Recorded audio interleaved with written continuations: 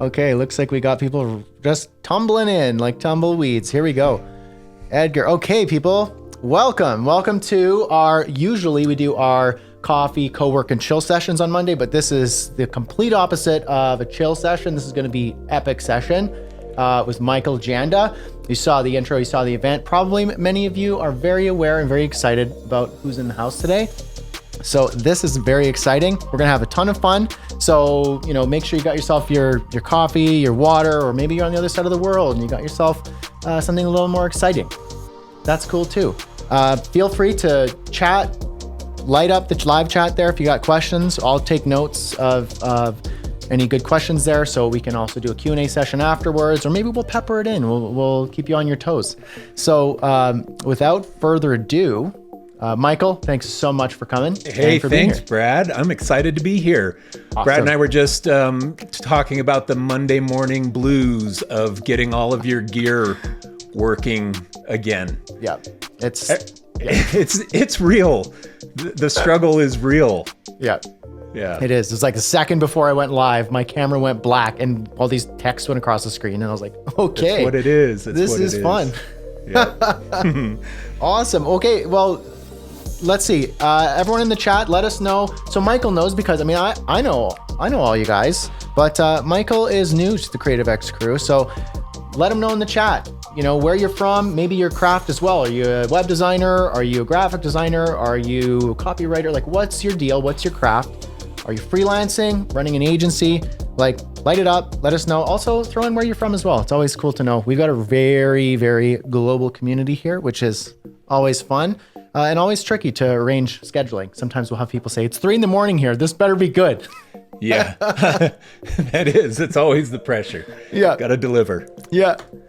Awesome. Okay, so while that rolls in, because as usual, we usually get about a 10-15 second delay from the live to when it hits people's ears. While that's happening, why don't, Michael, you take a moment here to give an intro, who you are, what your deal is, what you do, and you just take it away for a moment. What's my deal? What's your deal? With the bobbleheads. I know. Okay, the bobbleheads is just a complete addiction. I started collecting bobbleheads back in like 2007, I think. We had moved into my second studio space, and I had one bobblehead. It was from my grandpa when he passed away. I inherited this antique Chicago Bears bobblehead. And I put it in the studio, or in our conference room.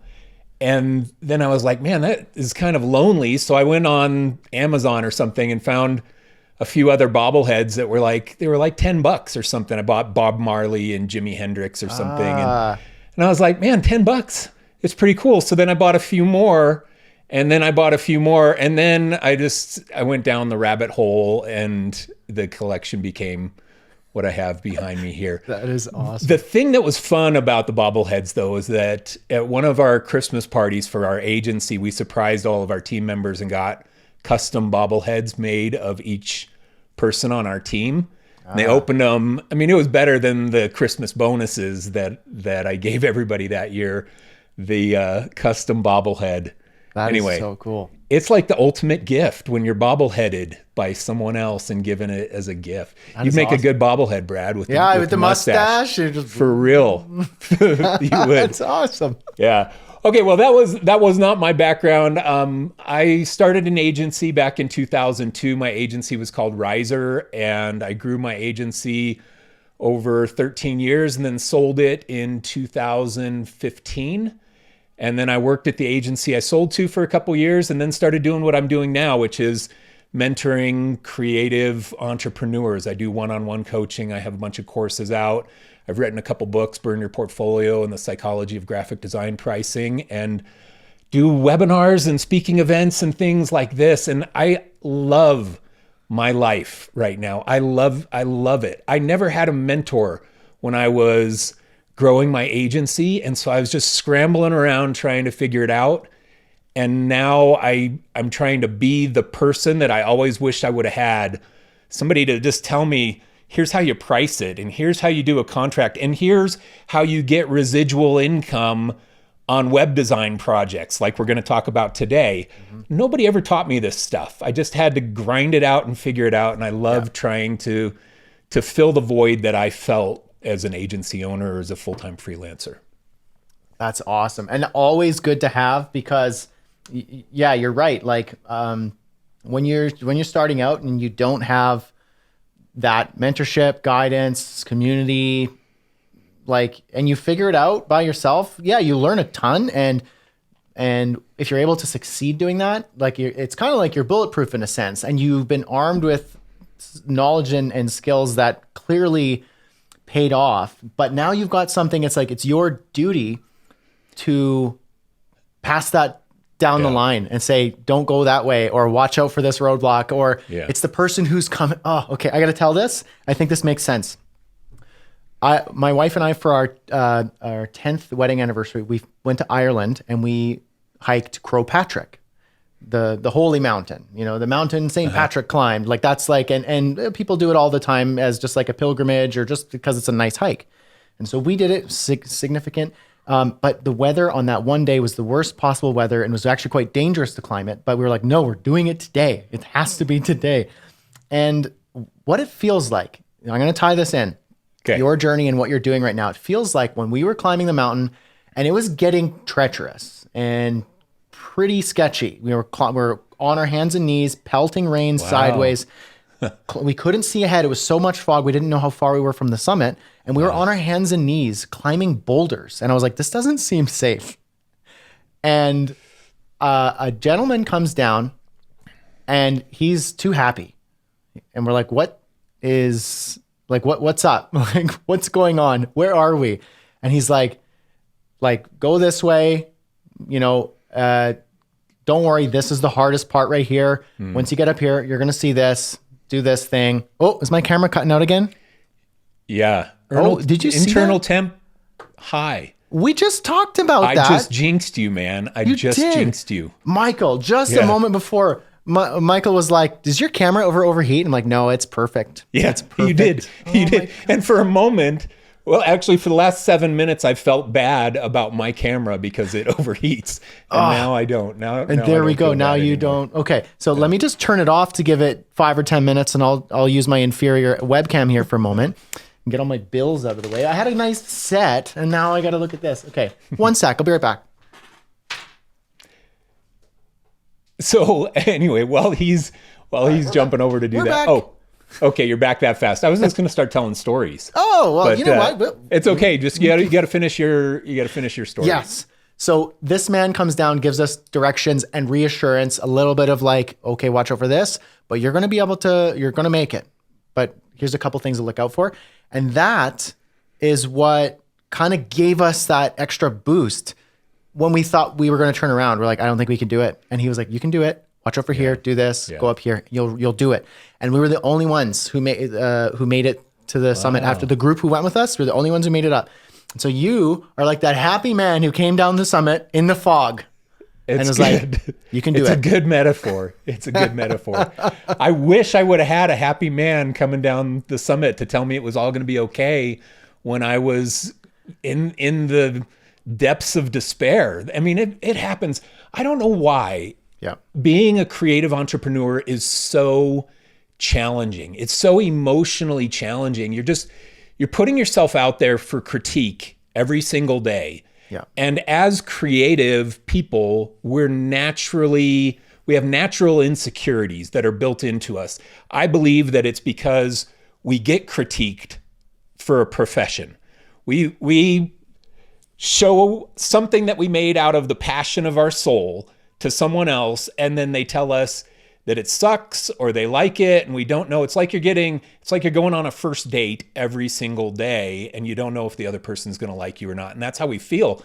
And it's so emotionally grueling to put yourself out there like that. And it's not just the projects that you're doing, but are they going to choose me? Do I win the project? Do I lose the project? Why didn't they choose me? Why didn't they like me enough to choose me to do it instead of the other person? And we just constantly are being reminded that we suck. That's how it feels. And the reality is it's not so bad. Like we're so much more capable than what we believe, and it's all going to turn out okay. I mean, all those moments when I was crawling over the boulders, Yeah. I didn't know if the summit was even going to be worth it. Yeah. That's what I didn't know, and I didn't know how to get there either. And now that I've been to that summit, so to speak, it's so worth it. I'm so grateful for all of the trauma of it. Just like you, I'm sure when you and your wife, especially because you were the only ones that got to the summit. Yeah. When you get there, the satisfaction is good enough that here, years later, you're telling the story as part of our conversation today because you're so proud of having accomplished that. And that's how it feels. That end is there for creatives. If you're a creative freelancer, it's out there. Yeah. And it's worth it. Like I wouldn't be who I am today without having gone through it all. That's amazing. That's a great way to set the stage for today, because that's what it feels like a lot. When you're starting out or when you're in the thick of it, you're in the fog, you don't really know if the end is in sight, if it's worth it, if it's even there, if you're going the right direction. So, that's why I want to bring you here today, because there's a lot of people here who are doing it. They're doing the hustle. They're at various stages of the hike. To run with that metaphor. Yeah. And it's like you're walking down the mountain from the summit out of the fog with a big smile on your face. And so what we did when we came down from the summit, when we reached it, we're like, I know there's people coming up and I know that they're having a hard time. And you could see it on their faces as you're walking down. They were depressed. Some were crying. Some of them were like, I don't think I can do it. There was one guy who he had a major surgery and he was walking with his friend and his personal trainer. And he was like, this is my Everest. And I don't think I'm going to be able to do it today. And so we were like, you could do it. And we were just like, we were the hype people for everyone coming up. And I swear, because of that encouragement and that guidance and a couple tips, that boosted the morale. And I bet you after us, a whole bunch of people made it to the summit because of that energy. So that's what we're doing today. Yeah. Okay. Well, let's carry on that theme. I know it's not the topic of today, but I can tell you this. There were moments when, like the recession hit 2008, I lost hundreds of thousands of dollars keeping my team employed longer than I should have, but I was just waiting. Is it going to turn around? Is it going to turn around? I ended up having to lay off half my team anyway after 6 months and hemorrhaging money. And I was sitting there thinking, man, oh my gosh, everything is hanging in the balance. Like I'm on the brink of losing everything that I ever worked to gain. Mm-hmm. And guess what? I didn't. I even eked out a profit in 2009 after losing hundreds of thousands of dollars entering 2009. I still had a minimal little profit. I didn't lose everything. Yeah. I didn't die. Yeah. It didn't kill me. The stress feels like it's going to kill you sometimes. It never killed me. I got through it. And the growth, the personal growth that you have as being a creative entrepreneur, just being a creative in general, the personal growth, the only way that you can get it is going through those hard times. Mm-hmm. And someday you pop out the other side 10 years, 20 years from now, and you look back on it and you're the one speaking on a podcast like this saying, hey, everybody, you know what? Being an entrepreneur is not going to kill you. Yeah. It's not going to kill you. And you're going to come out the other side and you're going to be grateful for all those experiences that you had grinding it out, because it made you a better person, made you more patient, made you more wise, made you more knowledgeable. You become the kind of sage old grandma or grandpa who has all the answers for their grandkids, the one that everybody knows, that matriarch, patriarch of the family that, I got to go talk to grandpa about this because he'll know what to do. And the only reason grandpa knows what to do is because he went through all that stuff in life. Yeah. And it's like the price we pay to grow as humans. Yeah. That's brilliant. So then with that, what we want to do today with and I'm shocked, I'm pleasantly surprised at how many crew members are here today. This is awesome. So this is going to be well worth your time. What we want to do is pass that sage wisdom on, and help you to know when you get clients, how to know that it's not just about always finding the next client. when you get a client, that's an opportunity. That's a door open to a whole world of building a professional relationship. And to get to the point is revenue streams, profit, income opportunities. And if you're getting a client and you're leaving it at a one and done project, you're leaving a whole bunch of value on the table and a long, fruitful relationship on the table. So, Michael, let us know from your experience and what you want to share here. What are these primary pillars? I know that you mentioned before there's these 4 pillars of turning one and done clients into monthly revenue opportunities. So what are these pillars? There are 4 that we'll talk about today, and we'll go through the kind of details of how you might execute on these and sell these into your clients. I'll go back in time though. When I started my agency 2002, the internet technology was still changing so fast that a business might need a new website every year. We would have clients, they would do their new site this year, and then next year they'd be like, oh, well, it's time to get a new site. I need a redesign. And so you had some consistent clients. You could do a web design project, a website design dev project, and next year, you're going to get the next one when they have to rebuild the whole thing. Well, times have changed. The structure of websites and this modular way of building websites and the engines that we build them on and this responsive behavior and everything, it all works now. Like there's standard usability, standard design UX standards that have existed now for the last decade or so, a little bit more, probably about 12, 13 years. And now a client can get a website done today and not need another one for 3 to 5 years, if even that. Yeah. You look at the mega sites. When was the last time that a mega website rolled out a redesign? It's just so infrequent now. So you're stuck as a creative entrepreneur, and most of the people in this community, I'm sure, are web design centric focused people. You're stuck now waiting 3 years, 5 years till you redesign the website for your client. What do you do in between? How do you continue to get money out of these different clients? And that's what we're going to talk about. There are 4 different services that you can offer to a client. Website maintenance is one. We'll talk about that. Conversion optimization, search engine optimization, and content marketing. There are 4 valuable ongoing services that you can offer your clients. And why don't we go through, Brad, and dig into what do each of these look like? Yeah. How might you go about selling it into your client? How would that conversation go? Yep.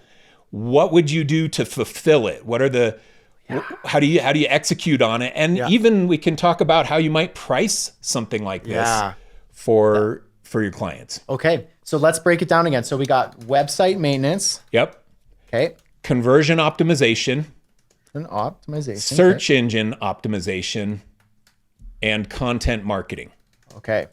4 pillars of ongoing revenue, recurring revenue for those otherwise one and done clients. Yeah. Okay. So website maintenance. Let's talk about this. This one is the most logical. And the way that I would sell this in at my agency is just kind of an insurance policy on your website. Okay. The way you talk about this to a client is that a website is a living, breathing organism. Yeah. It has all kinds of different moving parts. You have databases that are connected. You have plugins and things. Even in the Editor X world, there are apps and things that you can connect into your website. And all of those things need to keep talking to each other the right way. And in reality, sometimes an update to one might mess up another. So if you don't have ongoing somebody watching the back end systems, updating things, doing some QA, making sure that things are still working when you update a plugin or an app or something that's connected to the site, then something can break in the website because it's this living organism. So website maintenance is a monthly service that you can offer your clients where you'll go in, you'll do monthly quality assurance testing, go in, check all the links, run a link checker on it. Editor X has that built in, so you can go and do link checkers, you can go and check images, you can go and check analytics and make sure that things are operating the way that they should. You can do updates to plugins, updates to apps, updates to a CMS if you're building on a different platform than Editor X. You can update those things. You may or may not include hosting fee as part of it. You might just bundle in, hey, this is $200 a month. It's website maintenance. It includes the hosting of the site. We do quality assurance testing every single month or every other week. We'll do a QA test, and here's the stuff that we test on your site. We will fix anything that's broken. We will update any plugins that need to be updated. Yep. And if there's ever a problem with the website, we will be the liaison between you and the hosting company. You don't have to call the hosting company and tell them, hey, my site's down. Just call us. We will get it back live for you because servers go down. That's another thing. There are things out of our control as web designers. And so that's the gist of a website maintenance package. We would do these at my agency. You know, this little brochure site might be $200 a month for a website maintenance package, but bigger ones could be $3,000 a month, where if it's a big e-commerce site or something that has tons of moving parts, we would do in the thousands of dollars a website maintenance package for some of these clients. So then how does it now, a question that I have that maybe others have as well, and feel free everyone, if you have questions about specific topics and pillars, throw it in there. We'll make notes of it and maybe it makes sense in the current conversation. How does it work then, Michael, if let's say you're a solo freelancer and you book a client and let's say it's a $5,000 website. We'll keep it kind of small budget range for those initial, you're starting to grow and you're kind of into multiple thousands of dollars for a website. So let's say you're a solo freelancer and you go, you know what? I attended that call with Michael, and website maintenance is something that I can offer. So I'm going to pitch that to them. 2-part question here. How do I then offer that to the client? And you kind of hinted on it, like it's kind of hands-free. It's like an insurance policy, but then also specifically, how do I price that? How much should I charge for that? Given, let's say the context of the initial project, it was a $5,000 website in Editor X. Let's say that. And then, okay, I'm going to throw 1/3 question in there, which is a natural progression. How do I fulfill on that if now I'm doing ongoing monthly work with a client, but I'm also trying to get new clients? Do I subcontract that? Do I carve out time in the week? How do I make sure that I can manage the workload in addition to that? So those kind of my 3-part question. All right, good questions. Okay, so how do we sell it? Now, with every website project that we would do at my agency, we included 30 days of bug fix after the site goes live as part of the initial engagement. And I highly recommend that. When you tell a client, hey, we're going to launch the site for you on this date, and as part of our agreement, we include 30 days of maintaining that site, any bug fixes that happen when it goes live, anything that breaks in those first 30 days is something that we'll fix. We stand behind our work. Okay, so you tell the client that, and then you say, after that 30-day window, when we're monitoring and caring for the site, if you'd like to continue to have us do that engagement, we offer website maintenance. Website maintenance is a monthly fee, and it includes us doing QA testing on the site every other week, sending you a report of here's what we found, here's what we fixed, this image was broken, we fixed that, we fixed this link. We'll send you a report of all the things and all the things that we QA tested. We'll act as your liaison between you and the hosting company. You'll never have to call the editor X or GoDaddy or whoever to have your site brought back live when it goes down. Sites go down. Amazon website has gone down. So it's just a natural thing. And we'll update any plugins and this. Anyway, so you explain the service to them, and then you tell them the price of what it would be. Now, when you go and tell your client, hey, we're doing this for free for 30 days after, there is a natural, oh no, what happens after 30 days? Do I want to be left here all alone on running this website myself, or do I just want to keep Brad as part of my team? Oh, if I can have Brad for $100 a month and he's including the hosting fee on top of that, great. Yeah, Brad, just manage this thing for me. Take care of it. Yeah. So that's the process of having that conversation with the client. Okay. Now, do you have any questions about that before I go into how do we price this thing? That makes sense. That makes sense that you're kind of presenting it more of like, hey, this is not me trying to extract more money out of you in exchange for hours. It's like reassurance, it's security, it's peace of mind. It's, you can talk to me, you can text me. Here's my number. Text me anytime if say website's down or something weird happened, or we had an intern come in and they wrecked the main page. You can go, I got it. Don't worry about it. Like, we'll revert to a previous backup, blah, blah, blah, blah, blah. It's like you're paying for, I'm managing your online, presence or your website or whatever it is. Like, it's peace of mind. It's insurance. Yeah. Okay. Yeah.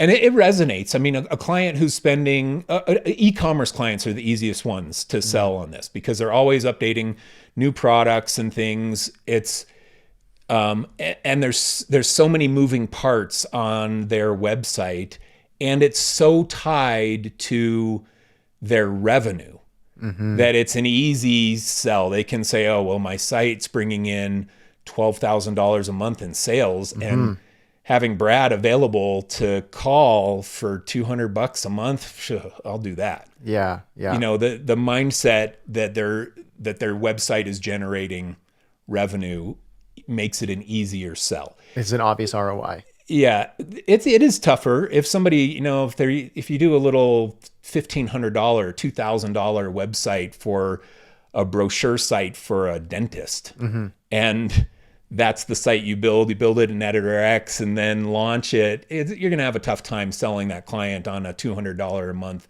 maintenance package. Yes.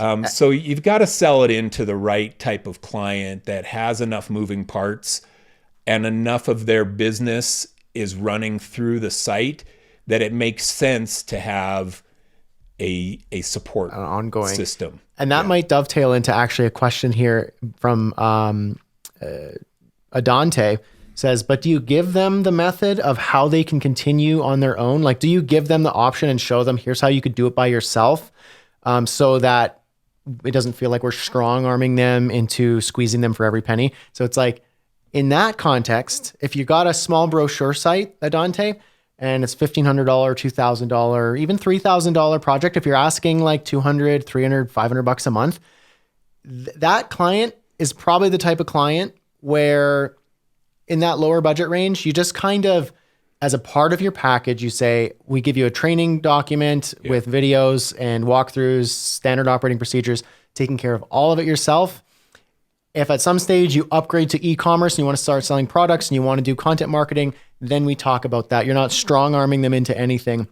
But if you're talking about a $5,000, $10,000, $20,000, $30,000 client and their website is a workhorse for their business and generating revenue, like, they are going to be very happy to say, you're the expert, you made it, you know this, keep making me money. How much do you need? And then it just makes sense for them. That's the way I would think that. Would you agree? Yeah, a lot of people don't want to learn it. We're in a technology phase where people would rather just have, many people would rather have somebody just do it for them than have to go and learn it. The brochure website for a dentist, to keep using that example, and that dentist he's cleaning teeth, pulling teeth, man. He doesn't want to go and have to figure out how to update his website plugins. they just don't want to. So there is a market for that on the lower end sites as well.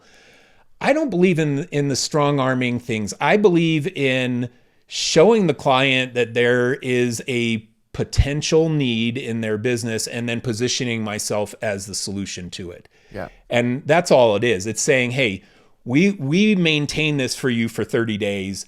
Ongoing, if you'd like to maintain it yourself, of course, we give you a training meeting at the end, how to update your homepage text and how to upload a new image and things. You can log in to Editor X and do that yourself. Mm-hmm. Or when you have that kind of a need, we can do that for you. So yeah. I do believe in helping them see that they get a benefit from having you do it. And man, a lot of people don't want to figure it out themselves. Mm-hmm. Yeah.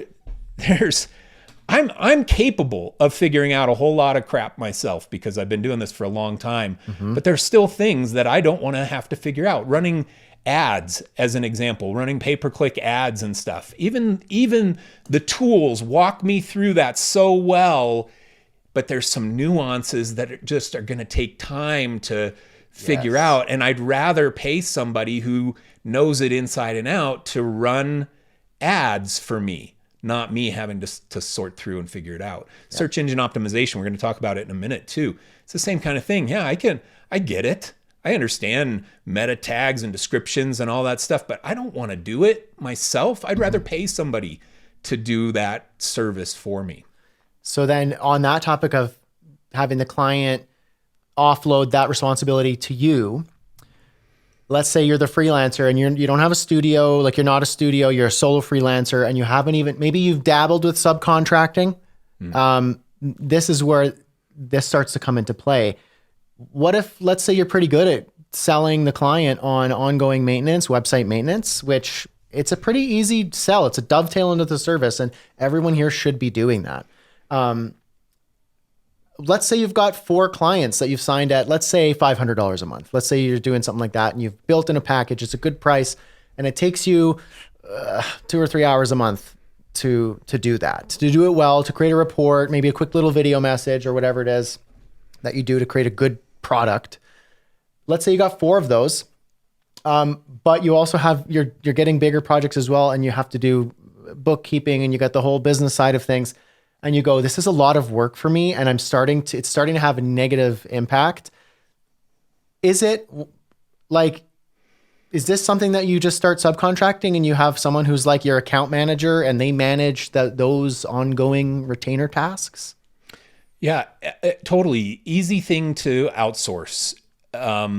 What you have to do to outsource it though is create the exact standards that you're going to do. So what I'd recommend is you create a quality assurance checklist that twice per month, you're going to go in and check that all images are working, that all links are working on the site, that there are no broken pages, there's no broken modules, that the e-commerce engine is firing properly and that a transaction can be made. You're going down and you make a list of all these things that are going to get checked every single month. And once you have that in place, then you write up an example of how you would report that to a client. So here's the checklist and here's the client report. And twice per month, I'm going to send this client report to my client on here's what we checked, here's what we fixed, your site's in good shape. Once you have that in place, then yeah, you can hire an intern level person to go in and check the things. You can teach them in an afternoon how to go in, check all these different things, and then how to fill out the report and send it back to you so you can then send it back on to your client. It's a pretty simple thing to do. You don't need a developer level person to be able to execute on something like this. You may need a developer level person to fix a bug or something that is big, but not to do the checking. That's something we can train somebody to do. Yes. Okay. So it's like very specifically creating that quality assurance, standard operating procedures. Like You don't need to be the one going in, running the link checker, running the test, running the site test, and creating, like, you can have your team member, your subcontractor who's been trained on it, and you can be ongoing, like train them ongoing, and even encourage them to go outside of the box and say, what would you do to improve? What would you do to improve this? They amalgamate all of the information and the data in the way you need it. And then you could be the one who hand delivers it or digitally hand delivers it to the client and says, look, this is what we've done. We did this. This is working. This is improved by 10%. There's a few issues here. We took care of that. We're going to make sure that's not going to happen next month. And then they go, great. They don't care that you're not the one in there like at 2 a.m. like running link checkers, but you're the one saying, this is what we've done. Everything's good. You know, and that makes sense. And so that allows you to scale. So if you've got 10 new clients and you sign all of them and you got 10 monthly retainers that requires ongoing work, you don't need to be the one doing that in addition to getting new business, securing new business, and doing bigger projects. You can have your people who are even better than you at doing these quality assurance tests and the website maintenance work. You're just the one that takes the report, puts it together, hand delivers it, explains, and makes yourself available. That's a good one.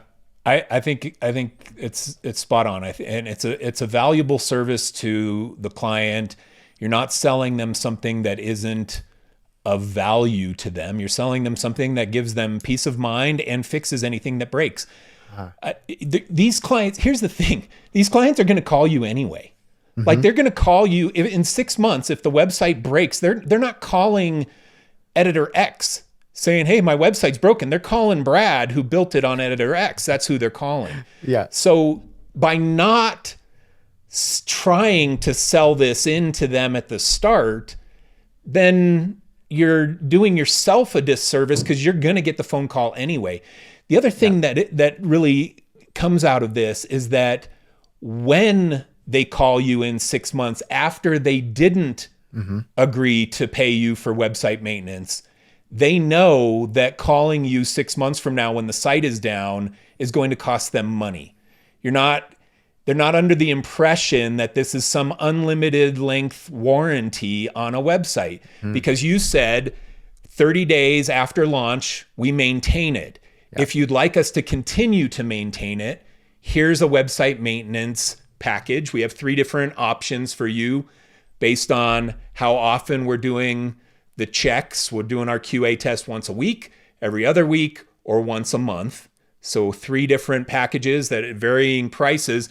And they say, you know what, I think I'm just going to take a risk on it and go my own way.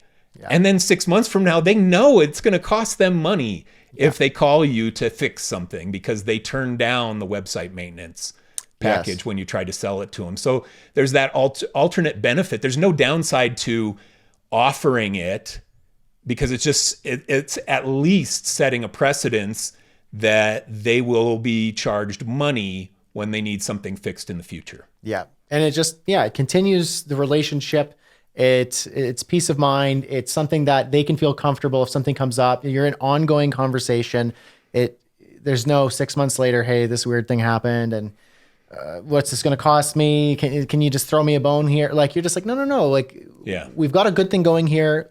You're taken care of. Like, don't worry about it now. This is what it costs, and this is what you get. Trevor says, then how do you deal with billing for fixes that are needed? Like plugin updates broke. This one, something happened over here. Do you just do an hourly rate on top? You know, how do you handle that? You could include a small batch of hours each month. Say it comes with your package number 1 comes with 2 hours of bug fixes. Package number 2 comes with 4 hours, and package number 3 comes with 6 hours of bug fixes each month. And anything beyond the hours included will be billed at an additional cost. And you will notify the client if something is going to take longer than the included maintenance hours to be able to fix. Okay. Now, on the months that you don't use all the hours, there's no rollover or anything. This is just part of, you'll fix everything up to a certain quantity of time. But if it's some massive blow up on your site that takes 12 hours to solve, well, you can't just, you'll lose all your money on your website maintenance in the one day that catastrophe happens if you don't have a set quantity of hours allowed inside of each of those packages. Yeah. So I think what I'm getting from this is when you're offering this to your client, like put some time in to build out your offer and the variations of the offer so that it's very clear to you, so that you can present it to the client. They can see the value, they can see the insurance, and they can see why it's a good idea. And know your offer, know each piece of it, so that when you present it to your client, they can then, with confidence, pick their own journey. You know, you could do it yourself and blah, blah, blah, blah, blah. I don't recommend it because these sites are living, breathing things. And there's going to be things that come up and you're going to need work or assistance or something fixed. It's always going to happen. So I'm here putting something in front of you that gives you the choice of how this works. It's not like you go to the dentist and they like clean your teeth once and you're like, so I'm good, right? Like that's it. And you're like, no, it's not how it works. You're eating, you know, you hit your mouth on something, you bite down on a nut, like something happens. And so you come in for your cleanings, you come in for your checkups, and that costs money. It's just how it is. We exchange and trade something. You know, you give me money so that you get my expertise and service. I'm going to take care of you. Here's the cost. Know your offer. Take time to create that. So you're not on the fly going, $100 a month and I'll like give you a website report and I'll fix bugs. Like, no. Know your offer. Yeah. Another thing you can do relating to the offer and to the pricing is to, if they sign a maintenance agreement, they get a discounted rate on any fixes beyond what's included in the package. So let's say that your default rate is $100 an hour to a client. If they don't sign website maintenance package, then, and you need to fix something for them, it's at $100 an hour, just your standard rate. And you can tell them that. But if they sign a website maintenance agreement, if they sign package 1, it's $90 an hour for anything extra. Package 2, $80 an hour, and package 3, $70 an hour. So they get a discounted rate on any of the extra work that's required to maintain their site. And it's just another little way to add a little bonus incentive for them to sign on to website maintenance. Yes. Okay, so here's a good one from Amy, actually. She says, what if there's nothing to fix? Is the value that you're offering just that you are checking, their website? Wouldn't clients question the value if it's just a report?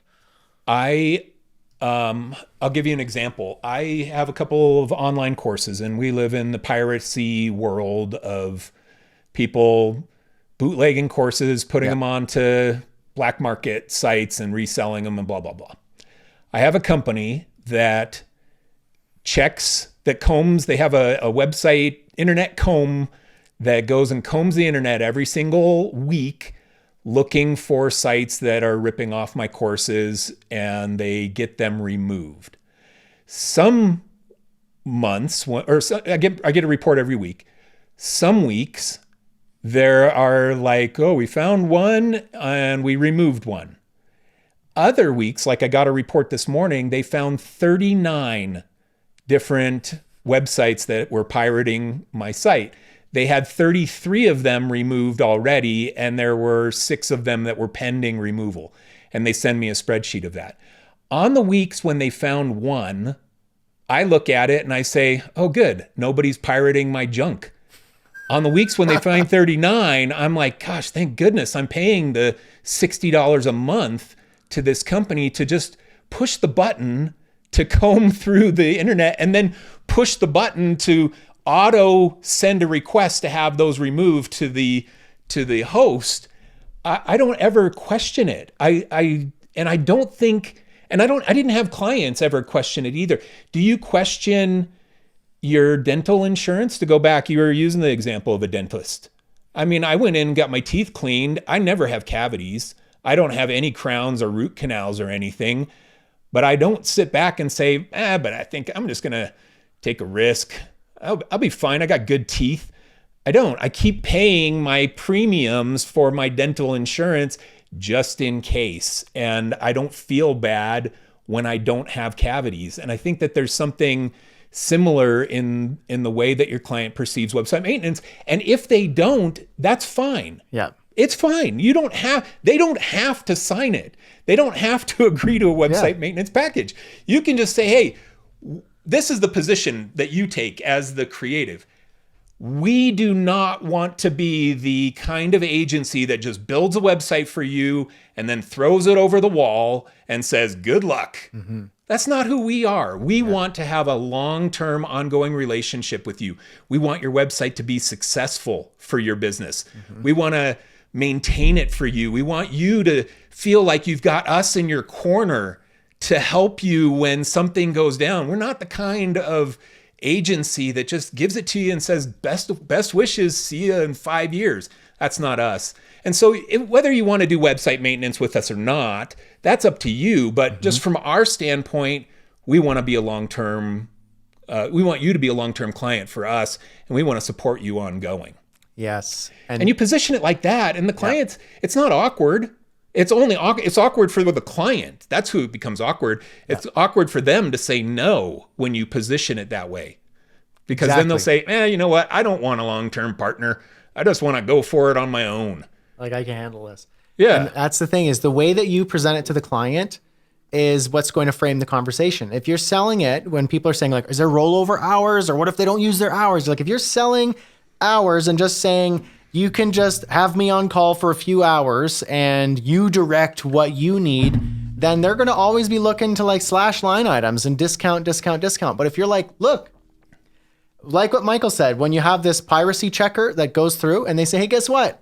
Like, congrats, literally 0 issues this month. We checked and nothing needed to be done. You're not going to go, oh, well, can you like discount that for me then? You're like, no, keep it up. Like, because whatever you're doing is working. I want 0 every month. Yeah. Because there's gonna be 1 month where there's 30 or 50. Yeah. And what does that mean? Is that there's people pirating your stuff, even profiting. I have this too with my courses. People will tell me, I need to get that piracy checker site from you, actually, by the way, afterwards. Yeah. Okay. Because I'll get people who will go like, hey, there's somebody actually selling your course, pretending to be you selling your course and making $39 on your $500 course. And you go, what? Okay, well, we got to take that down. Yeah. So you need that. It's peace of mind. You're not selling, hey, I'll do an hour of piracy check a month and it rolls over. It's no, I'm going to make sure you have 0 pirates. And you're like, great, that's what I'm buying. Mine on that, it's not even tied to, I don't know how long it takes them. I assume that it takes them 10 seconds. I assume that they built some kind of a bot that goes and just combs and spits the report back to them. And that's what I'm paying for. And there's really nothing that happens on their side. It's all automated. The report and everything to me is all automated. Yep. But you know what? The bottom of their email says this every single time. It says, here's the report, blah, blah, blah. We found this. We removed these. If you find anything on your own, please let us know. And I've had that happen. I've had people email me saying, hey, Mike, this website's selling your course. And I'll go and I'll get the link and I'll send it off to the dude who's my contact at this company and say, hey, somebody just sent this to me. Can you get this one removed? So do that at the end of your website maintenance report. Hey, here's what we found. You know what? No issues. Everything's working. Link checker passed. Image checker passed. Download times passed. Everything passed. Check, check, check, check, check. If you find anything on your own that you notice on the site, please let us know and we'll jump right on it. Yeah. And so there's that ongoing partnership relationship that can happen with your client. Yeah. And so then, okay, I want to push us into the next pillar here because this is the most common one. Website maintenance is the most common. This is what most freelancers and even studios and agencies are going to start with because it's the perfect next step. But then we have 3 other ways. And I know that everyone's got questions here. Julian had a question here, which I copied and pasted for, hopefully we can come back around and answer some of these in terms of how do you offer it? How do you frame it? How do you pitch it? So I'm hoping that as we get to these next 3 pillars, some of these questions might get answered and taken care of as well. So the next pillar, because you're trying to position yourself as a partner here. So with website maintenance being one part of the offer or one standalone offer, the next part would be conversion optimization. What is that, and how do we present that to the client? And is it a part of the website maintenance, or is it like we have website maintenance and we also have conversion optimization plus website maintenance as our retainer? How does this work? So walk us through that. Okay, so conversion optimization is about tweaking things on the website to improve performance, improve customer behavior. Okay. Brad, tell the story of the however $300,000 button, $3 million button. What was the button? What was Were we talking about this earlier? Didn't we talk about this on our last call? The Amazon had the $3 million button or something. Let me pull this up. Yeah. $3 million button, Amazon. Michael's going to accidentally buy a $3 million button. Hopefully $300 million button. Oh, okay. It's the 300 million. Was it not you that we talked about with this? It might have been Kyle. Me and Kyle have a similar. It might have been Kyle. Yeah. The $300 million button. Just, I won't go into details because I don't have this fresh on my mind. Yeah. But there is this story about the $300 million button, and I'm pretty sure it was Amazon. Anyway, it related to the, I'll just read this off of here. The form was simple. The fields were email address and password. The buttons were login and register. The link was forgot password. If it was the login form of the site, it's a form, blah, blah, blah. That's not the right thing. Okay. There is this story of this one minor change inside of Amazon's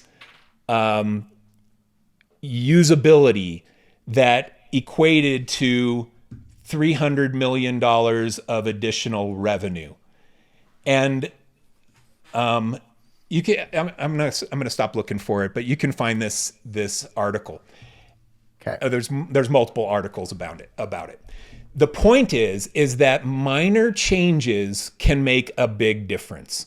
If you have a client who is making $10,000 a month off of their website, and the small change that you make to the homepage hero image can increase that by 4%. That's another $400 a month for the client. They're doing 10,000. Now it's 10,400. And then next week, we make another tweak that improves things by 1%. Well, that's another $140 of consistent revenue for that client. And then we change the button color from red to green, or more likely from green to red. And we tested that, and we found that it improved the amount of people that click on that button by 6%. And that equates to an additional $600 for the client every single month because of that one change. That's conversion optimization. Okay. And conversion optimization is all about looking at the analytics of a website, seeing where things are performing. Look at heat maps as an example. Here's where people are mousing over, and here's where they're clicking, and here's where they're not paying attention to. And if they're not paying attention to the thing that we want them to pay attention to, then we can make a change to the site to improve that performance. Or it's easy to fix things like headlines. Let's test this headline versus this headline. Yeah. Which one is getting people to click more frequently? The ads do this all the time. You can do this with advertising. And in fact, I just saw Meta Business Suite allows A/B testing for your social media posts now. I just saw that this morning. Oh, yeah. So you can go and post 2 different photos for the same post and say A/B test this, and it's going to decide which one based on users that it's going to show to the rest of the people. I do this each week on my email newsletter. I use ConvertKit. It allows me to put 2 headlines in my email newsletter, and it's going to send the batch of each to a small portion of the audience, and then whichever one performs better, it sends to the rest of the audience. That's something that you can offer in website design and development. So you tell your client this. You say, hey, we want this website to perform for you. We want it to be an ROI business for you. We want this to generate revenue. We're your partner. Yeah. And we don't want to just build it and throw it over the wall and say good luck. There's another service that we can do for you, and it's called conversion optimization. And each month we're going to run A/B tests on your website. And we're going to test things. First thing we're going to do is we're going to look at the analytics, and we're going to find the pieces of your site that aren't performing as well as we had hoped. We'll find things like the users aren't scrolling down on the homepage below this mark. And the most important thing we have on the homepage is below where people are dropping off. So we're going to find things like that by looking at the analytics, and then we're going to recommend changes. We're going to move that module from below where they're stopping to above it, and we think that we can improve performance. Or we're going to test 2 different headlines to try and get people to click on your lead magnet. We're going to try headline 1 and headline 2, and we're going to run an A/B test on those 2 things. And whichever one performs better is the one that we'll keep. Now, conversion optimization can have a big impact on your business, because if your business right now is doing, your e-commerce business is doing $10,000 a month, and we make something that just has a 1% improvement, it's an extra $100 to you. But if we can improve performance by 5%, it's another $500 for you. We believe, and we know from data that we can make those micro improvements that continue to have an impact on the bottom line of your business. Now, what that takes is for us to do A/B testing, and the 3 packages that we offer have different quantities of A/B tests. So package number 1 has 1 A/B test per month. We'll go and we'll find an underperforming segment of your site, and we'll do 1 proposed change. It might be changing an image, might be changing a button color placement, might be changing the placement of a module, might be changing copy, it might be changing a thumbnail. We don't know. We'll find that every month. We'll propose back to you an A/B test. We'll run the test, and then we'll send you a report on which of the 2 options won, and that will be the one that stays live. So package number 1, we do that once a month. Package number 2, we'll do that twice a month. And package number 3, we'll do it 4 times per month. And we'll just continually optimize this website to perform better and better and better over time. And we'll report to you on the results. And those 3 packages are priced this way. Package 1 is X, Y, Z for the other 2 packages. Okay. So TJ has a question here. And TJ, you might need to clarify because it's not inherently clear what you're asking from my first pass, but maybe Michael, you would understand better. So from the conversion rate optimization findings, would that be an included change or new project order that is billed? Does that make sense to you, or do you need some clarification? It would be included. You're going to make the change for them as part of the price. So you're going to test 2 different homepage hero sections. You have a hero section on the homepage. You're going to try 2 different images with 2 different headlines and see which one performs better. That's all part of what you're doing for the thing. If there's not any ongoing other changes, if they want to do testing, A/B testing on 5 different things, then, and you only have a package of 4, then yeah, you could charge extra for that one, the extra one. But yeah, it's included in, that's what the offer is. Okay. That makes sense. Good. And so then, okay, here's another question. Reed has a question here, and this is a good one. So doesn't A/B testing require lots of site traffic, and to continue that, to have some sort of statistical significance, to have confidence in one way or the other? Would this mean like you don't offer conversion rate optimization for that little dentist website, but you do if you have like an e-commerce client who's doing, $1,000 to $10,000 a month in like online orders or course sales or whatever it is? Like, is there a certain type of client that you do and don't offer this to? So qualitative testing in general only requires 6 to 9 people before you have all of the 80% of all the data. That's what they've found. And that's why focus groups are 6 to 9 people. Because after that group of people, 80% of the rest of the entire thing, you could do 600 people, but the results won't change. So you don't need to have a super high traffic website to be able to see the performance difference. It's just the same statistics as qualitative testing. Wow. That kind of blew my mind, actually, because I feel like I've heard, you got maybe your source from this, is I heard somewhere on the internet that people are like, A/B testing is a scam. You need billions of views in order to see any sort of statistical significance. So don't bother otherwise. And you're like, but wait, and then you just take that as like gospel. You're like, great. Oh yeah. So that person on Twitter said so, and they have a blue check mark. So they're probably right. When you're just telling me now, you need 6 to 9 people in some sort of focus group setting to get some sort of significant qualitative or was it qualitative data to say. Quantitative data is let's send out a form to 7,000 people. That's quantitative, but qualitative data, that's the number. And that's not the Mike Janda number. That's the actual number. That's the number. You can look that up and see what that kind of testing is. So my response is, I don't think it doesn't have to be tons and tons of people.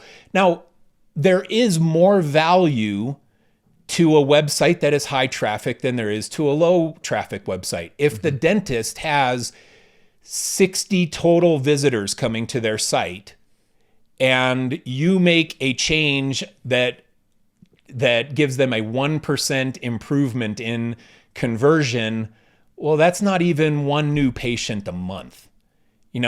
So maybe every 2 months they get one new patient because of the conversion optimization. It may not be financially viable for them to do that, because it takes them 2 months to get a new patient off of your conversion optimization, and each new patient is worth $200 of profit to them, and your conversion optimization package is $200 a month. They're losing $200 in that 2 month span. They're losing money. So I think that maybe the data that you mentioned, Brad, relates to, it makes more sense, of course, for higher traffic websites, because if they can pay $500 a month for conversion optimization and it improves things by 1% on their $100,000 a month e-commerce website, well, and then things start making sense. Yeah. You know?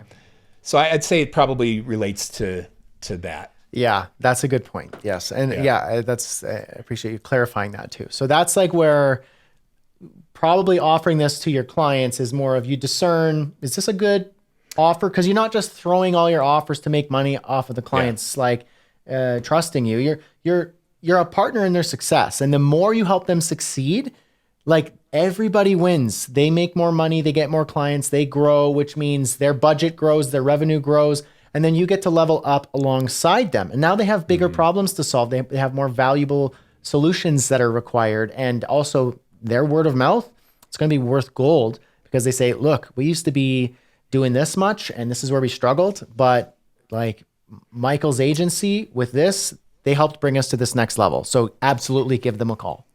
Yeah. Okay. So because I want to make sure this gets in, and if we run out of time, I don't want it to be lost, but you start selling these things at the very start of the engagement for a website. And this is the way that you do it. The client comes to you and they say, hey, I want you to build a new website for me. And you say, great, we'd love to build a website for you. That's what we love to do. That's our business. And then you present your proposal back to the client, and it says, here is the website design development costs and the process, and here's what we're going to go through. And then you say, by the way, we have these other optional services. We're not going to go into detail on these in the future, but we want to be a long-term partner for all of our website clients. And so when we get toward the end of this engagement, we want to talk to you about website maintenance, conversion optimization, search engine optimization, and content marketing. These are services that we can provide for you long-term to help you generate more traffic to your site and convert more customers through your site. So I just wanted to throw that bug in your ear. We'll talk about it later on. So you drop that, you drip it to them at the start. And then you've prepped them when you get close to the end of the engagement and you're like, hey, we're going to go live. It's going to be exciting. Remember, we have 30-day bug fix that's included. We're going to push live on Monday. And after, could we have a call like on Tuesday or Wednesday of next week? And we'd love to just walk you through some of these ongoing services that we can do to help you get more traffic to your site and make sure that it's running optimally into the future. And the client will say, yeah, oh man, it's exciting. We're going to launch. Yeah, let's do a phone call. And then you do your official presentation of these 4 services, but you pre-dripped it to them at the start of the engagement. So it's not some weird surprise like you're money grubbing, trying to just eke every dollar you can out of them. You're positioning yourself as a long-term partner to actually have an impact on their business through the website that you built for them, not just one and done, throw it over the wall and walk away. You want this to be successful for them. Yes. Okay. Got it. So then, okay. So now now that we've let them know, give them a heads up prior to about, how you can be an ongoing partner, just a heads up, we'll have a call later down. You try to preface that. And so you get to that point where you're presenting your additional ongoing offerings to help them succeed. And you give them the reasons why that may be valuable for them. Let's get into SEO. How does that fit into this picture now? So SEO is tricky. And this one's a little bit easier of a sell just in the fact that everybody's heard of this already. I mean, SEO has been a thing for 20 years. There are businesses that this is all they focus on is just search engine optimization. The way to position this is to throw out whatever the statistic is. Any SEO genius would know the amount of people that actually go to page 2 on Google is like, 2%, 1% or something. And if you're not in the first 10 links on Google on a search term, then you don't get organic traffic. It's whatever the statistic is, but you use that type of mindset to tell the client, hey, we build all our websites are SEO optimized when we launch. We include metadata, keywords, descriptions, all the things that we need to have in place for search engine optimization. But the problem is this: you want to rank on the keyword electric scooter. And there are 500 other businesses that want to rank on the keyword electric scooter.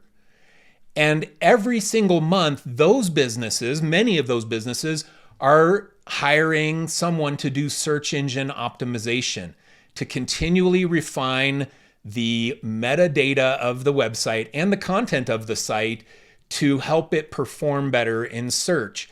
And if you don't have search engine optimization as part of an ongoing service, those types of businesses are leapfrogging you. And this is just the reality of it. People are paying for this service, and we want to help you rank on search. If you don't do it with us, you can do it with somebody else. That's fine. But we just want to make sure that you know that we can offer search engine optimization for you.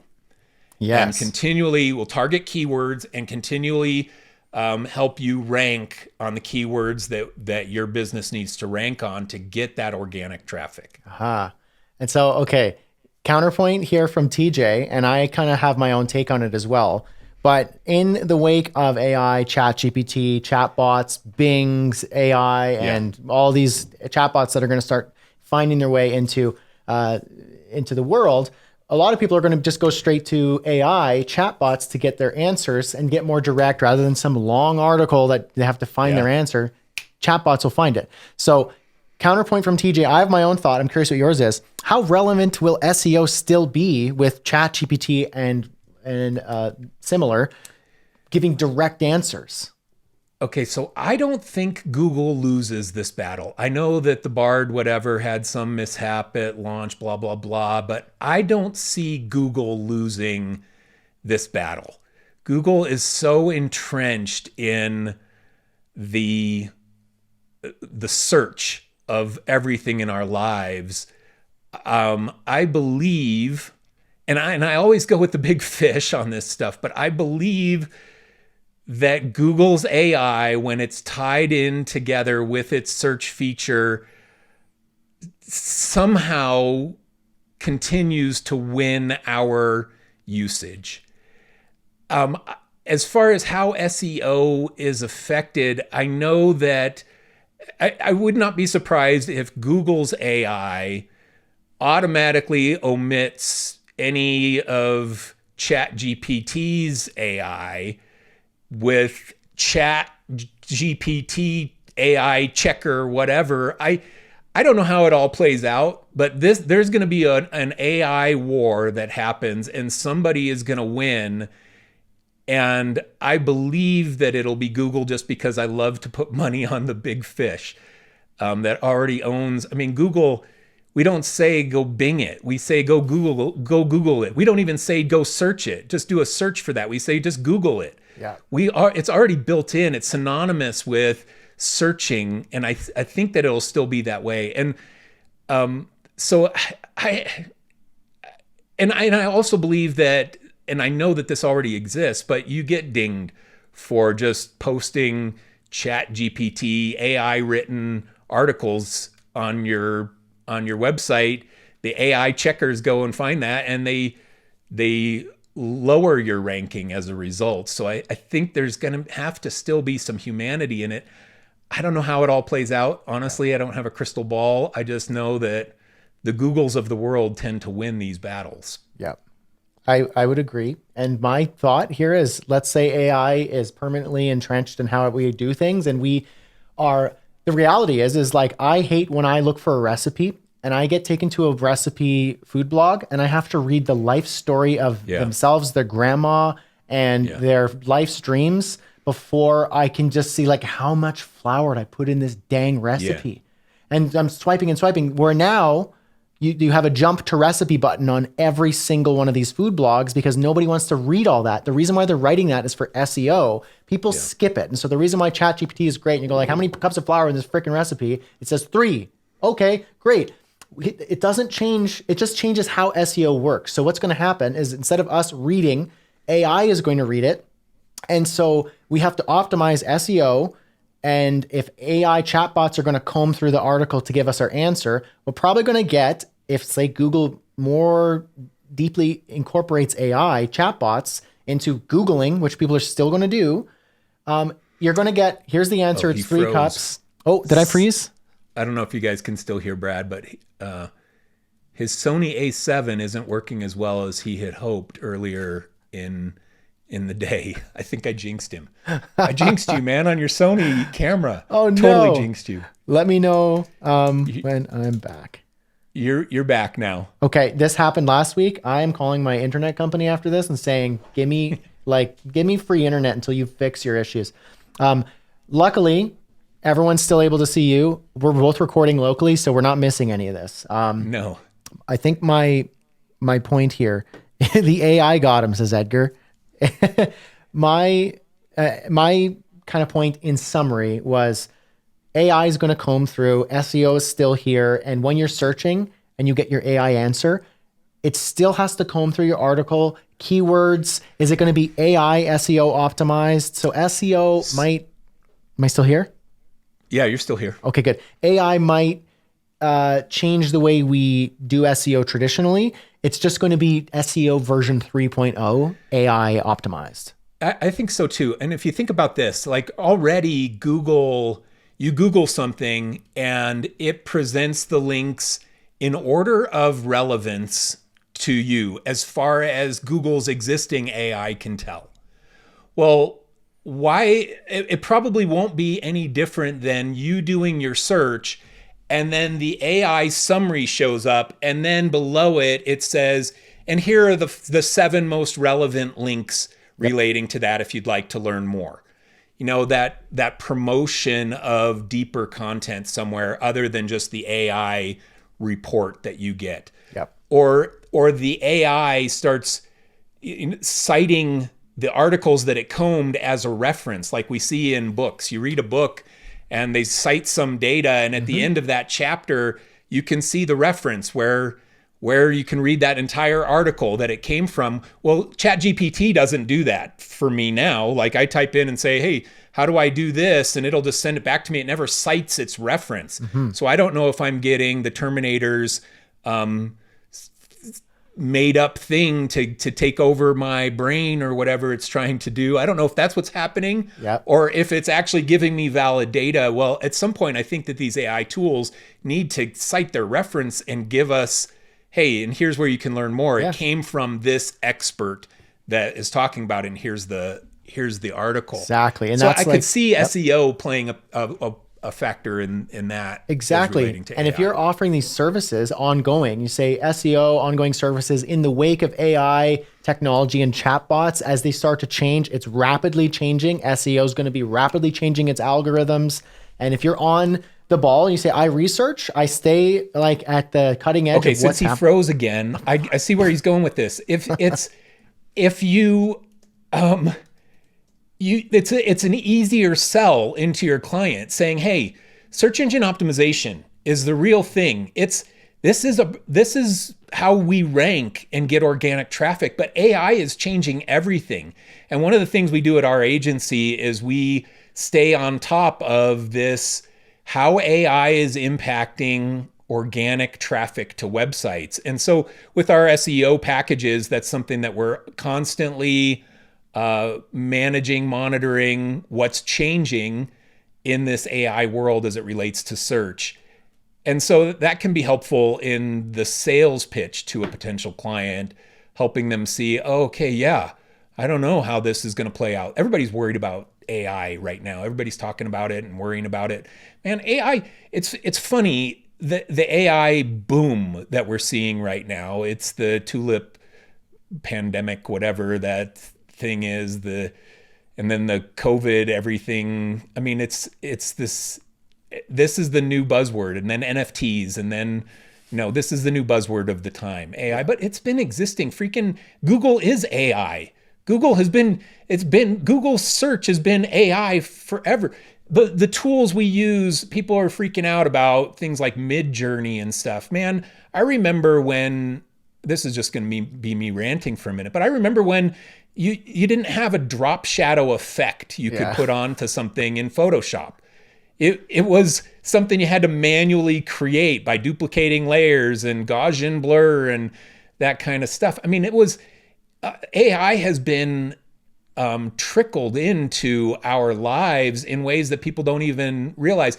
Photographers is another big one. Like, people are like, oh no, photographers, we can just generate AI, but photography changed when my cell phone right now has a better camera than what any photographer was using to do a photo shoot at a wedding 20 years ago, 15, even 10 years ago. My camera on my phone can do a better job, and it has AI focus and AI filters and things. I can do a photo shoot at a wedding with my phone that is better than photo shoots that were done 10, 20 years ago. But did that replace photographers? No, there's still photographers working with a giant lens and still getting hired to go and shoot weddings. So AI is just going to be part of the tools that we use. It's not, I don't see it replacing designers and creatives or even SEO technicians that know how to get you ranked. It's just going to be another thing we have to adapt to. Yeah, agreed. That's awesome. What I've learned from this is I just don't talk. I just let you talk. I'll seed questions and you take it over so I don't break my internet. Well, I saw that's the AI. Like, when you start getting boring, it freezes you and then says, "Hey, Mike, you gotta keep this conversation going." Take it over. I'm just kidding. No, I don't know Brad well enough to make jokes like that and help him not know that I'm just kidding. I grew up with 4 brothers, and that is brotherly banter. Oh yeah, no, I am like fully on board with that. I grew up with just a brother, and there's a lot of that. Yeah. Oh, you just hammer on each other, and it's out of like brotherly love. You're like, oh, I know he cares about me. He made fun of my face. Yeah. Okay, so as we touched on that AI SEO, adding that into the mix, now we get to the last part of this offering, which is content marketing. How do you build that into your ongoing retainer with your client? So this is a tricky one too, because we're going to have to talk about AI again, but content marketing is producing content usually for a blog, but it can just be pages of new content on a website to improve organic search.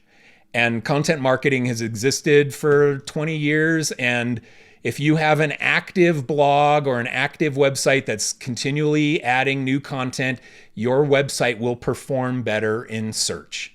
That's the fact. And a lot of the SEO tactics relate to posting new content and getting more keywords and more search terms and more fresh content and new images and things up onto a website so that the search engines recognize it as important. Oh, something good must be happening here. Now, how does AI affect that? Well, we can talk about that in a minute, but let's talk about what you would offer on content marketing. It's an easy solution. You tell the client exactly that. You say, your site, we don't want to just launch your website and have it just sit there being unused. And we can position you as a leader in your marketplace, as a thought leader, by posting relevant articles to a blog or a news feed on your site. So what we do is content marketing, and we will have package number one new article per month. Package number two, a new article every other week. And package number three, an article every week. There's three different packages based on the amount of articles that we have a writer write and that we post to your blog. That's content marketing. And we'll get a writer. We'll brainstorm with you and come up with all of the different types of articles that we should be writing, and it'll be based on who we're trying to target and to make your website interesting to your target customer. And then we'll have a writer write those. You'll approve all the articles, and then we'll post them live for you. So that's a content marketing offering. Now, what does AI do to that? That's the whole other question, because right now I can tell AI to write me an article about fishing lures. What's the best way to fish with lures and time of day and technique or whatever. And it writes me an article in 15 seconds. Is that the right way to go about it?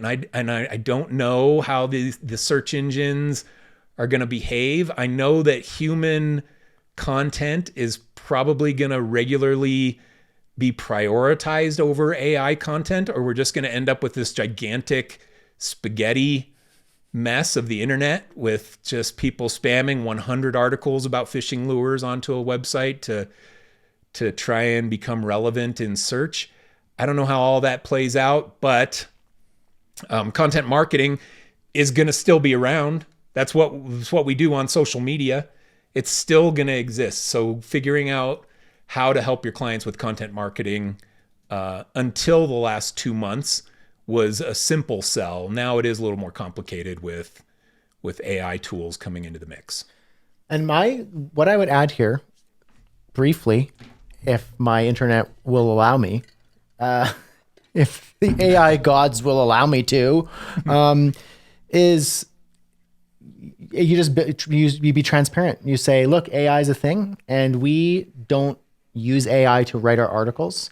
What we do is use it to help brainstorm ideas, to help reformulate our thoughts into different tones of voice that might match your brand, and also to help come up with topics, suggestions, do a little research. And we also then do AI checkers, modify the language so that anything that sounds AI, if it is incorporated, is not there anymore. And we do plagiarism checkers and any other human sort of checkers that make sure it's good, it's non-plagiarized, it's authentic, it's original. And it means we can expedite the process and make it even better and faster, and AI optimized for the AI chatbot summaries so that you get in the references and the sites on Bing and whatever. Like it'll build into it. And the fact that you're offering it means I got my eye on it, and whatever changes in the content marketing space, we'll make sure we're taking care of it. And that's what you're paying for. Yeah, I love that. Well done, off the cuff. How do you incorporate AI into the content marketing conversation? And I think you can still do it based on quantity of articles. You know, it's one 1, 2, or 4 per month is an easy way to break out this offering to your clients. Yeah. So then okay, so now with all 4 here, we've got maintenance, conversion optimization, SEO, and content marketing. Do you price all of those separately? Do you bundle them as a package? Yes, you price them separately. I'm a big fan of different services having different agreements, because you might have a client that says, oh, you know what, we want to do website maintenance, but we don't want the other 3. Or somebody will say, I want website maintenance and I need SEO. I want you to do SEO, but I'll write my own blog articles. I don't need content marketing and stuff. So people will pick and choose. And if you try and bundle them all into the one offering, then you lose the ability to pick and choose. Now, you could do it the way that Comcast, Xfinity does, or cell phone companies, pick all 4 and get a 10% discount, pick 3 and you get a 5% discount, and pick 2 and it's just standard price. So you could offer some incentive. I don't like clouding up the sales process and get into analysis paralysis with clients. So I tend not to bundle them together and offer discounts for signing on with more than one. We're already giving different package options for each of those services. So I hesitate to recommend offering some kind of bundled package discount. I'd probably prefer just offering the one, and you may offering the 1 3 package option for each of those. And you may not even want to, in your business, offer all 4 of those. I mean, you might look at it and say, I don't really want to learn A/B testing, and so I'm not going to offer conversion optimization. I don't trust myself with that. Or SEO. Yeah. SEO, that's a whole can of worms. I'm not an SEO expert. We offered SEO at my agency, but we hired SEO people to do it. And they were the experts. And so from a personal standpoint, my freelancing years, I never offered SEO. I just didn't want to have to figure it out. And it probably also depends on the context, right? Of the client. You look at the client and go, well, this is an e-com client and they're doing $500,000 a year in online sales, and my A/B testing or my content marketing, these offerings are going to perfectly complement and help them grow. Whereas maybe another one goes they don't need SEO, because of X, Y, Z reasons. And you use your due diligence there. Yeah. Yeah. So then, now I know that we have some questions. I've been taking some notes about some questions, and maybe what we can do here is throw a couple questions at you, and they might go around a little bit here on the different offerings. And then if anybody else has any more questions, throw them in there as well. Maybe let's jump to Jocelyn, actually, just because you just jumped in there right away. Jocelyn says, how do you price content marketing? Per article.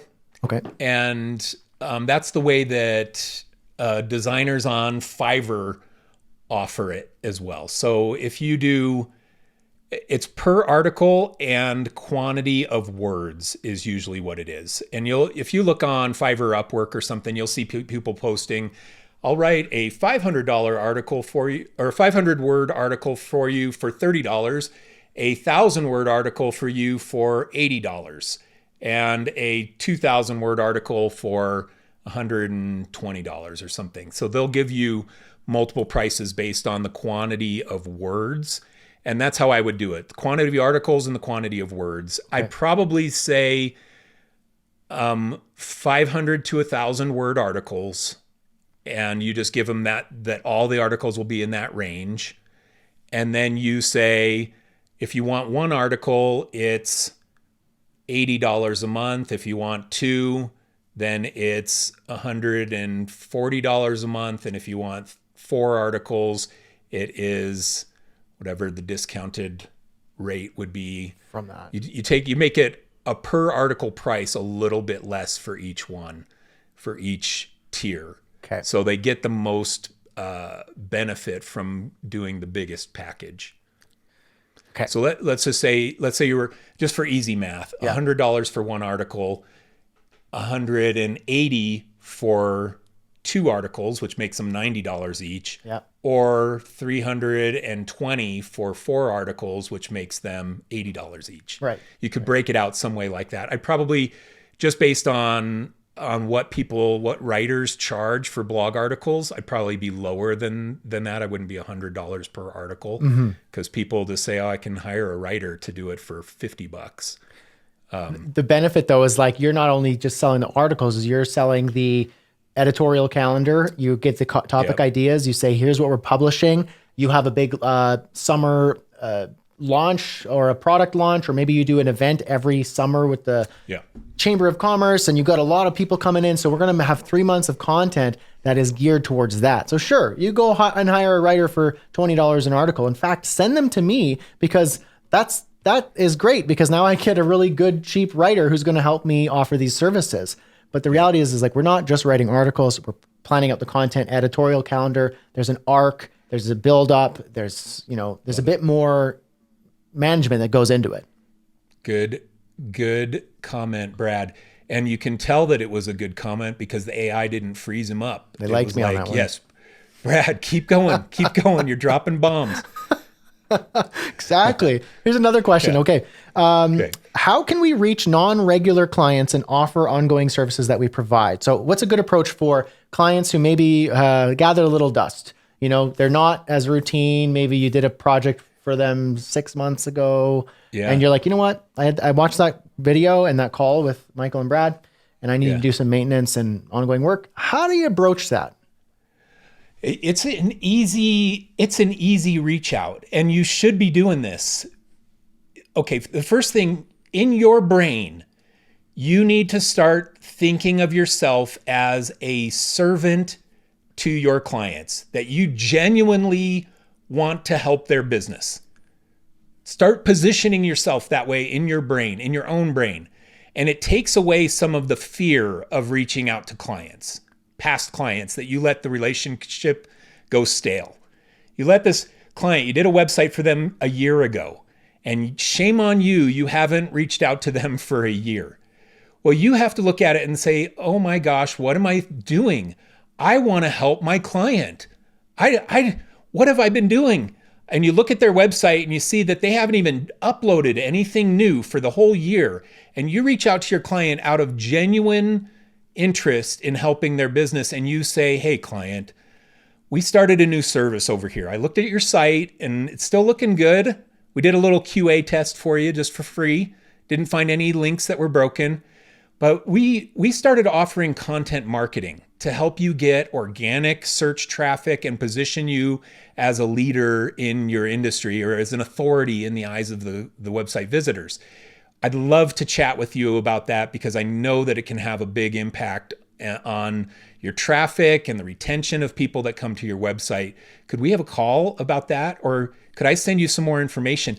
Now, if you reach out to them out of sincere interest in helping their business, because this isn't you're not selling something that's just snake oil. Mm-hmm. It will help their business. Yeah. I do content marketing for myself. I'm posting stuff all the time. My blog, Instagram, social media, yeah. All I do is content marketing. Yeah. So I know that it has value to me, and it will have value to almost every one of your customers, your past clients as well. So reach out to them from the position of genuinely interested in helping them, and it takes away some of that awkwardness. And the easy entry is to look at what they're doing, see that they're not doing a service that you're offering, and then say, hey, we're offering this new service, and I thought I'd reach out to you and see if you were interested. It will help you in these 3 ways. Yeah. Okay, brilliant. That's a good one. Okay, so here's another one. This one's from Amy. As a web designer or graphic designer, so I'm not a writer, SEO expert, or developer, are there any tips for managing multiple outsourced services? It feels there may not be many retainer options for solo biz owners unless I learn more things that I'm not an expert in. So go off and be a writer, SEO expert. Like, how do you manage 3, 4, 5 outsourced subcontractors to help you offer these services? What's a good way of approaching that? So the first thing is to define the service. We talked about this a little at the start, but make sure you have the service clearly defined. You have your checklist of this is what's going to happen and this is how I'm going to report on it. So you do need to understand the service well enough to be able to do that. But an afternoon of researching SEO you'll know everything you need to know about how to talk about it and sell it to a client. You may not be able to do it or have the time to do it yourself, but you'll at least be educated enough to be able to talk about it. Then I would go and find three, I'll just be super transactional in this advice. Yeah. Find three different potential vendors to offer that service. And to find three, you're probably going to have to interview 10 or 15 or something. And take Creative X community as an example. Post in the discussion board and say, hey, I need an SEO person. I'm looking for an SEO person because I saw Brad and Mike talking about this and I want to start offering SEO to my clients. Is anybody an SEO expert in this community? Because I need 3 different people that can satisfy this service for my business. And then you find some of those people. That's what these kinds of communities are great for. You find some people that are like-minded inside the community that you have a little bit of trust with, and you put them into your little spreadsheet. And then when you get a potential client that wants to sign on for that service, you're not just left scrambling, how do I fulfill this? You know that Edgar is there for us. Edgar's already on my spreadsheet. We already talked about how we'd price it. He's my guy. I'm going to reach out to Edgar and have him fulfill it. And you can do it under your business still. He just does the work and you still be the interface with the client. Brilliant. And that's like, yeah, I appreciate that you said that because that's exactly what it is that it's like, I didn't even really think about it that way, but it's like everybody here in this Creative X crew, it's like our potential partners and vendors to help augment you. So if you're offering an SEO, content marketing, maybe there's an AI expert in here and you're like, I need to pick someone's brain about AI for an hour. And maybe you can help me create SEO AI content or whatever it is. There's people in here who are looking for work and looking for partnerships and relationship building. And everybody here can help each other out in these sorts of ways and offer services to one another. It's brilliant. Okay, so let's just have people throw in the chat because we're in here right now. Yep. Drop in the chat the top 3 things that you're the expert in. That you're super confident in these 3 things. This is what you are strong in. Drop those into the chat so that everybody else can see what everybody else is super good at and potentially start building a couple little relationships here for some different services. It might not even be web related. I mean, somebody might be, I'm great at web design and I'm also a great logo designer. So just drop a couple of things in there just so that you can start seeing the expertise of other people. That's a brilliant idea. And I'm going to monitor that. And then I'm going to make a Notion board and create a directory after we start making this roll. I'm going to create a directory that people can, after who hadn't attend this call, add themselves and their expertise, how they can help, contact, their DM right in the CXC, because we want you to talk to each other right here in the crew. We can partner you up. If you need help, you can. It's like, this is great. You're coming up with great feature ideas, Michael. I freaking love that this is already coming in. Sales funnels. Tarek, good at sales funnels. That's huge because so many people need it and aren't good at it. That's a great one. This is amazing. Oh, it's good. This is great. Velo customizations. Read. So many good. These unique things that you're not sure how you even get started doing. I saw somebody posted in here, Notion setups, TJ. Notion setups. Man, that's a great one. Yeah.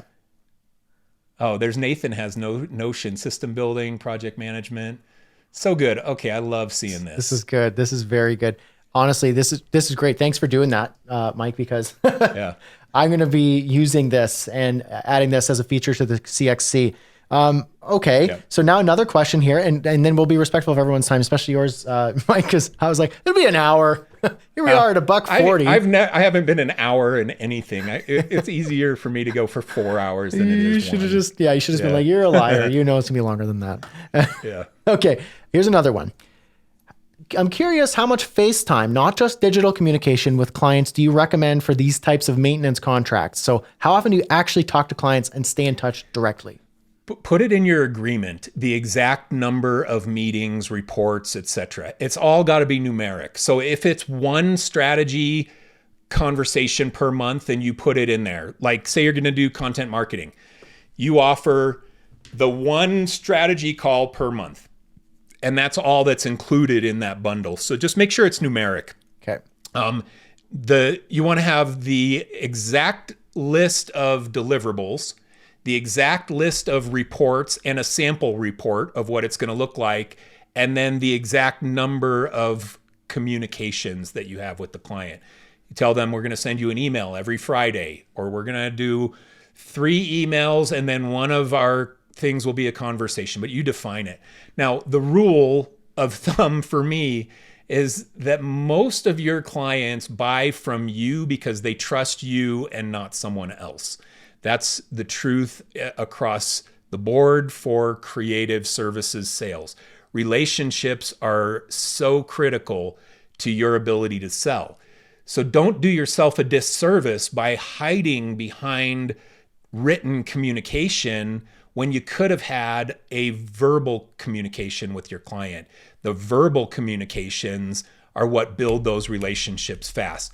Brad and I had our first conversation a couple weeks ago, and it was a couple DMs that we traded back and forth. But then we had a prep call for this webinar, and we were talking. Aaron from Editor X was on there too. He just got to listen to Brad and I build a relationship for 30 minutes or an hour or whatever. And then when we get on this, Brad and I are already friends, and it came out of us having had one conversation that built a relationship that would have taken 6 months worth of DMs to build. So don't hide from those clients. Just find opportunities to get in front of them in this kind of manner, and you'll accelerate the relationship with them. They'll trust you more. They'll buy from you with more ease. It's brilliant. That's so great. Oh man. Now I saw Elena raised her hand and had a question, and then that would be all for the Q&A. And then after that, while Elena throws her question in, Michael, I want you to let us know where we can find more about you, where we can connect. Okay. And kind of, I know you have some courses as well, so I want you to tell us a bit about that after Elena's question hopefully comes in here. Elena, Julian, I don't know, Brad. Yeah, I don't. Did she drop out? She might have. You said there's a lag on the live? There's a lag in the live. So whenever I say, hey, post your question in the chat, they hear it 10 seconds later. So it's possible now that as you're wrapping, her question might come through here. So maybe what we'll do is, go ahead. Okay. If her question comes in, then we'll answer that. But in the meantime, you can find me on Instagram, more Janda, MoreJanda. Or go to my website, michaeljanda.com. I have some courses. I have Web Design Business Bootcamp course that relates to a lot of the stuff that we're talking about here. One of the modules is ongoing services and has my agency contracts and SOPs and things on how to execute on these exact services, how to price them and things.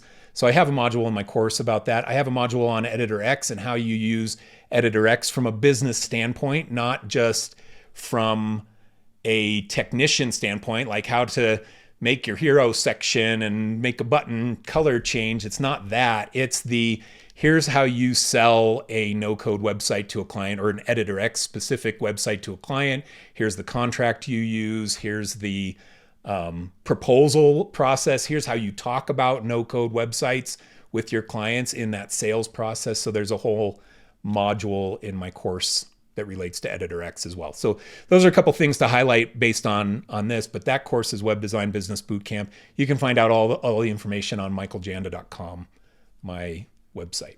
Brilliant. Did Elena's question come in while I was sharing my deets? You know what? Elena's question did not come in that I can see, but I see that Julian had a question that he raised his hand earlier and posted in. So here's one more here. I offer 3 forms of website maintenance. Where is it? A set offer for tech support and maintenance, a set offer for design and content support, and a bespoke support and maintenance package. And then a reduced, this chat's coming in here, I lost it. A reduced hourly rate. If we go over the set 4 hours a month. Is this the best way to go? Okay. The answer, whose question is this, Julian?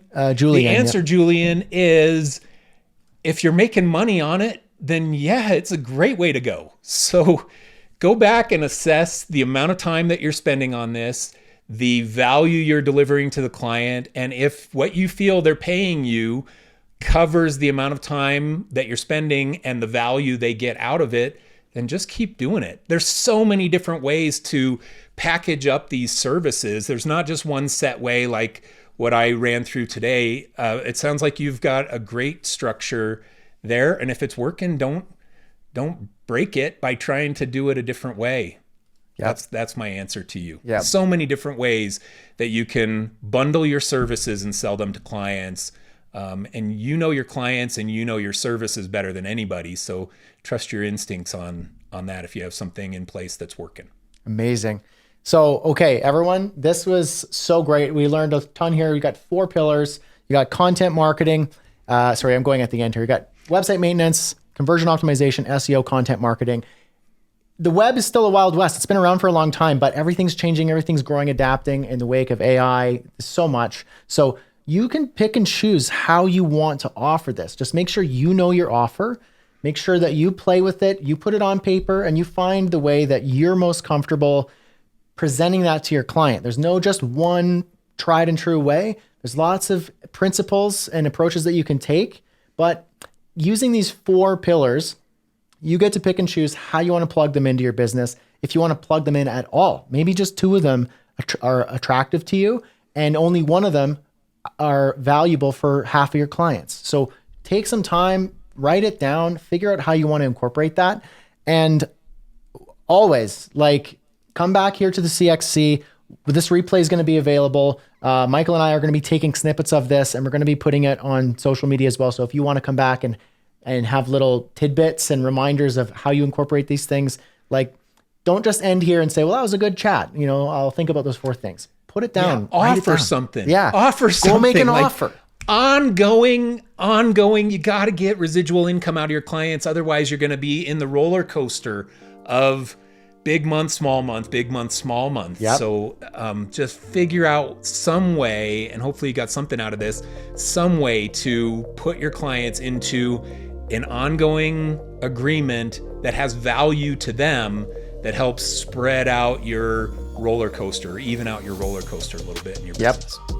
That's my challenge. That would be my challenge for everybody here. Go out after this. It's a Monday. You're starting the week. Send some emails. Send 3-5 emails to past clients, current clients, and offer some sort of ongoing offer. And then circle back and let me know that you did it. Let me know. Post it in the Creative X Crew. Send me a DM, whatever works. Do that. That's the challenge. And go check out Michael's site, michaeljanda.com. It's on social media as well. Check out those courses. Lots of good offerings there. Some free offerings, some paid offerings. Also, you have an exciting announcement to make on the 20th, I believe. I do. I'm starting a community for creative entrepreneurs. I've been resisting it for 1.5 years, 2 years, but I'm doing it. I'm so excited about it. More Creative Academy.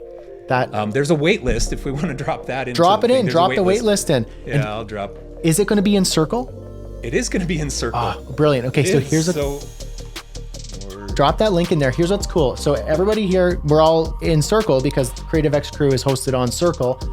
What's so great is if when Michael drops his academy and the community, if you sign up, you don't have to go creating new accounts. You just have your Circle account. And so in the left sidebar, when you're logged into, say, Creative X Crew, you'll see Michael's community there as well, or any other Circle communities you're part of. So it's easy to switch through. You're not taken to another site, another place. It's all pretty cohesive. So it makes it a nice place. And I would be very excited to, once that launches, let people know about it.